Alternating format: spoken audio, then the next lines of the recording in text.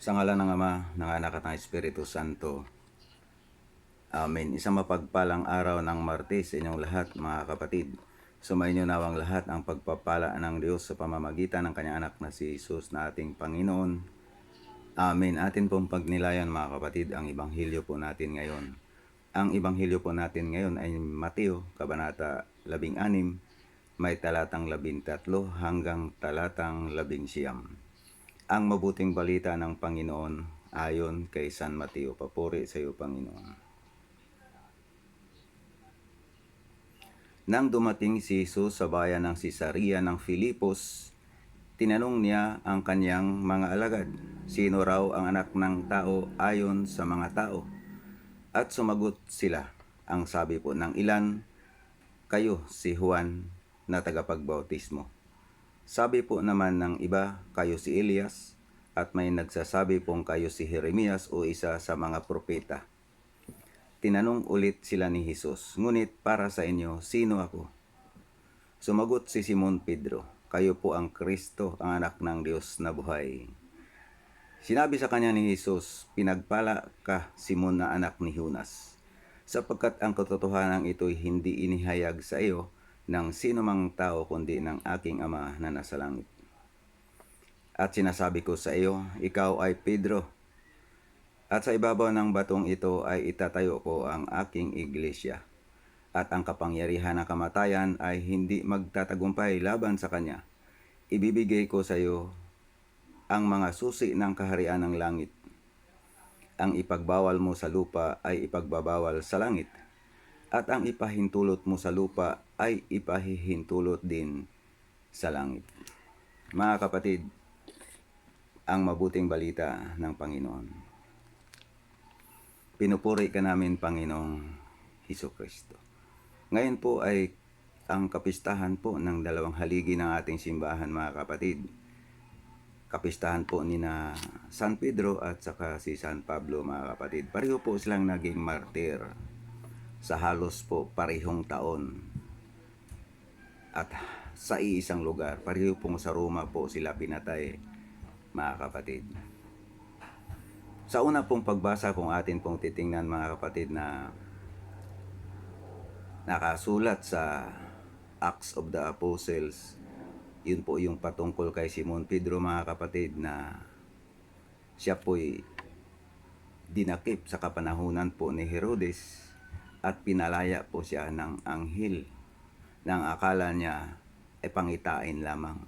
Yun po yung nasa isip po ni Simon Pedro, pangitain lamang. Ngunit doon niya nasabi na lahat pala ay totoo sa Panginoon sapagkat iniligtas po siya ng anghel. At ang ikalawang pagbasa naman po, mga kapatid, na mababasa po natin sa ikalawang Timoteo, yun po yung pahayag ni Pablo na siya nagtagumpay sa kanyang paglalakbay bilang mangangaral sa mga hintil. Sapagkat si Simon Pedro po, mga kapatid, sa loob ng simbahan sa mga Hudiyo. Si Pablo naman po ay sa mga hintil. Kaya po sinabi ni Pablo sa ikalawang pagbasa, natapos ko na ang dapat kong takbuhin, natili akong tapat sa pananampalataya, kakamtan ko na ang korona ng pagtatagumpay.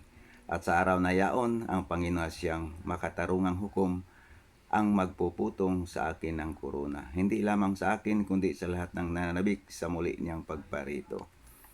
Ngunit pinatnubayan ako ng Panginoon at binigyan ng lakas upang maipahayag sa mga hintil ang salita na ligtas ako sa tiyak na kapahamakan.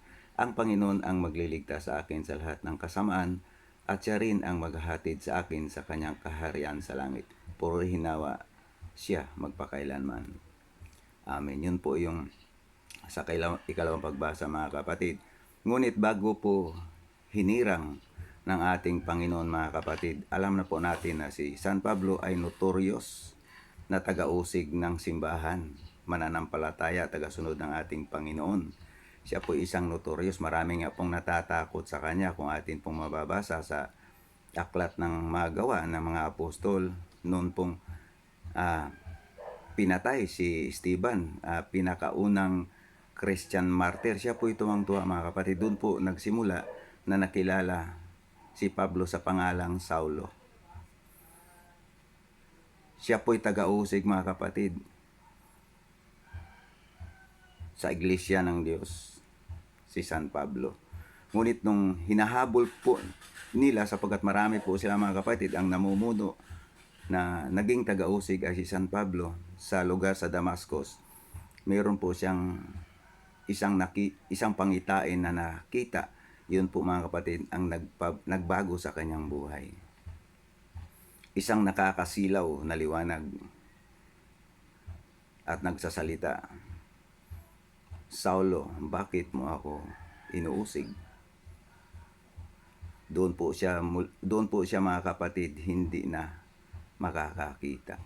At dahil po siya ay pinili ng Panginoong Diyos, inutusan po ng Diyos si Ananias, na nagiging obispo po siya ng Damascus, si Ananias. Inutusan po ng Diyos na puntahan ang taong nagangalan na Saulo sa lugar na yon, sapagkat pinili ko siya para maipakilala ang aking pangalan sa mga hintil, sa mga hari at sa bayang Israel. Yun po ang pahayag ng ating Panginoon kay Ananias. At ang sagot po ni Ananias mga kapatid, marami pong nakakabalita sa kanya at alam ko po kung anong klaseng tao siya. Sinabi ng Panginoon, "Huwag kang matakot, Ananias, puntahan mo siya." Si Ananias mga kapatid ay puspos ng Espiritu Santo. Doon po mga kapatid nakakitang muli si Saulo na naging San Pablo.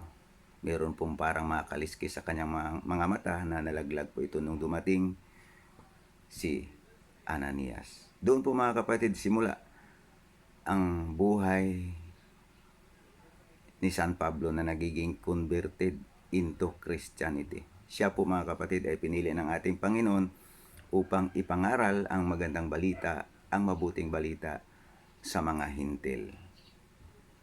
Sa Ebanghelyo po natin ngayon mga kapatid, ito naman po ay ang pagtatalaga ng ating Panginoon kay Simon Pedro na maging unang leader ng ating simbahan. Dumating si Jesus sa bayan ng Cesarea sa Filipos, tinanong niya ang kanyang mga alagad kung sino raw ang anak ng tao ayon sa mga tao. Iba-iba po mga kapatid ang kasagutan ang narinig ng kanyang mga alagad. Ang sabi po ng ilan, "Kayo po si Juan na tagapagbautismo." Sabi po naman ng iba, "Kayo si Elias." At may nagsasabi pong kayo si Jeremias o isa sa mga propeta. Nagtanong ulit ang ating Panginoon mga kapatid sa kanyang mga alagad, "Para sa inyo, sino ako?" Ang nakasagot po dito mga kapatid, si Simon Pedro. "Kayo po ang Kristo, ang anak ng Diyos na buhay." Mga kapatid, kung balikan po natin ang panahon ng Annunciation, si Anghel Gabriel po ay sinugo ng Diyos Ama, mga kapatid, doon sa Nazaret sa bayan ng Galilea, para kausapin ang dalagang ang pangalan ay Maria. Ano pong pahayag ng anghel na si Gabriel mga kapatid? Sinabi niya sa ating ina na si Maria, "Ang ipanganganak mo ay banal at tatawaging anak ng Diyos."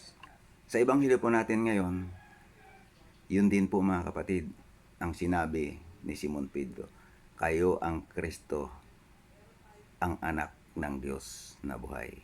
Sinabi ni Jesus sa kanya, "Pinagpala ka Simon na anak ni Jonas, sapagkat ang katotohanan ito'y hindi inihayag sa iyo ng sino mang tao, kundi ng aking Ama na nasa langit." Sa makatuwid mga kapatid, ang ipinapahayag po ni Simon Pedro, hindi po nagmula sa kanyang sarili lamang, kundi kung ano yung inihayag ng Diyos Ama sa kanya, yun din po yung kanyang sinasabi. Kaya sinabi ng ating Panginoon, "Pinagpala ka Simon na anak ni Jonas." At pagkatapos mga kapatid, sinabi ng ating Panginoon, "At sinabi ko sa iyo, ikaw ay Pedro. At sa ibabaw ng batong ito ay itatayo ko ang aking iglesia." Kung mababasa pa natin mga kapatid, sa Juan chapter 1 verse 42, tinawag ng ating Panginoon si Pedro na Cephas. Yun po ay salitang Aramaico mga kapatid na katumbas sa salitang Pedro, na ang kahulugan ay isa parehong bato. At sinabi ng ating Panginoon, "At ang kapangyarihan ng kamatayan ay hindi magtatagumpay laban sa Kanya." Sapagkat ito po yung pagkahalili mga kapatid mula po kay Simon Pedro, pagkahalili po ng mga Santo Papa mula po kay Simon Pedro hanggang sa panahon po natin ngayon kay Pope Francis. At ibibigay ko sa iyo ang mga susi ng kaharian ng langit, authority sa simbahan, mga kapatid.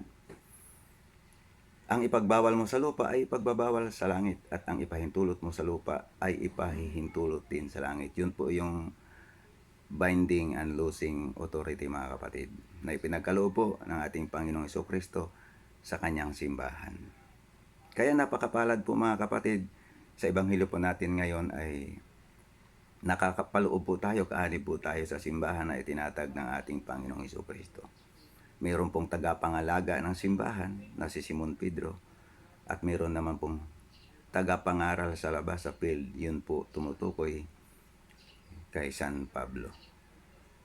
At silang dalawa, mga kapatid, ay namatay na martir halos sa parehong taon, parehong lugar. Kaya, mga kapatid, magpapasalamat po tayo sa ating Panginoong Jesucristo sapagkat marami po tayong natutunan sa buhay po ni San Pablo at sa buhay po ni San Pedro. Amen. Tayo po ay manalangin. Ama naming Diyos, sa pamagitan ng anak na si Jesus na aming Panginoon, maraming salamat po sa lahat ng araw, sa lahat ng mga pagpapala, mga biyaya na pinagkaloob niyo po sa amin. Sa ngalan ng Ama, ng Anak at ng Espiritu Santo. Amen.